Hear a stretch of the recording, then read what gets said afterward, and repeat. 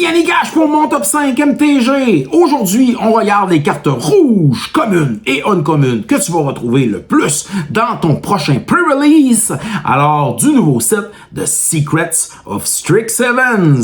Es-tu prepare? Moi, je suis prêt pour le prochain pre-release du 17, 18 et 19 avril prochain. N'oublie pas de t'abonner à la chaîne, c'est gratuit, de nous faire un petit like, ça prend une seconde, et de faire un petit commentaire, ça permet à l'algorithme de YouTube de partager à travers le monde notre contenu en français du Québec. Et ça, c'est très important. Et toi aussi, tu peux partager à ton playgroup nos capsules. Allez, les cartes rouges du nouveau set de Secrets of Strixhaven.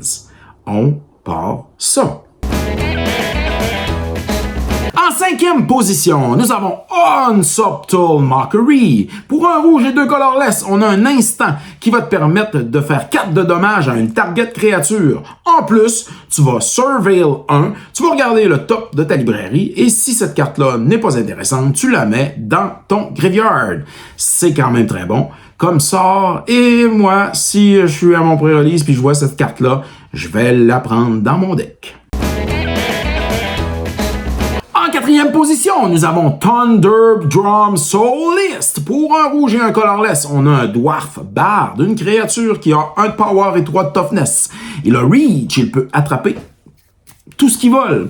Et il a Opus. Opus, on l'a vu dans la dernière capsule, alors des cartes bleues de Secrets of Strixhaven de mon top 5 MTG. Ça fait quoi? Ça fait que quand tu jettes un instant ou un sorcery, alors tu vas pouvoir faire 1 de dégâts à chacun de tes adversaires. Et si ton sort instant sorcery a 5 de mana cost ou plus, tu vas pouvoir faire 3 dommages à chacun de tes adversaires. Et ça, c'est très fort en limité. En troisième position, nous avons Rubble Roser. Pour un rouge et 2 colorless, on a un Dwarf Sorcerer. C'est une créature qui a 1 de power et 4 de toughness.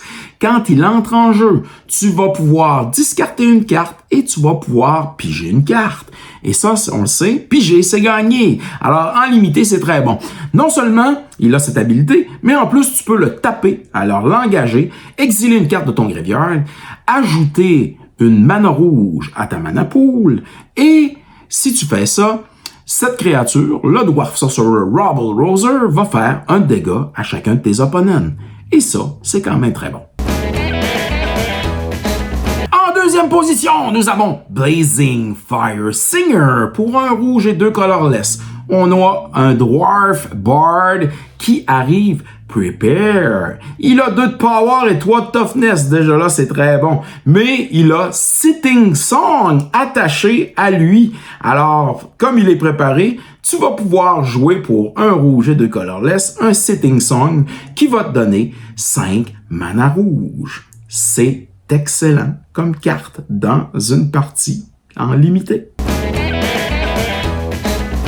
En première position, nous avons Charging Strife Knight. Pour un rouge et 2 colorless, on a un Spirit Knight qui a 3 de power et 3 de toughness. Lorsqu'il arrive en jeu, il a Haste, alors il est très rapide. Il peut déjà attaquer, pas de Summoning Sickness. Mais en plus, tu peux l'engager, le taper pour discarter une carte et piger une carte.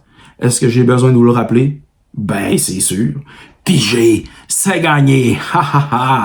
C'était mon top 5 MTG concernant les cartes rouges, communes et uncommunes. Alors, du nouveau set de Secrets of Strixhaven, vous autres, la gang, est-ce que vous allez au pré-release? Est-ce que vous allez jouer ces cartes rouges-là dans votre pool de cartes? Alors, des paquets que vous allez, bien sûr, déballer lors du pré-release. On attend, bien sûr, vos commentaires.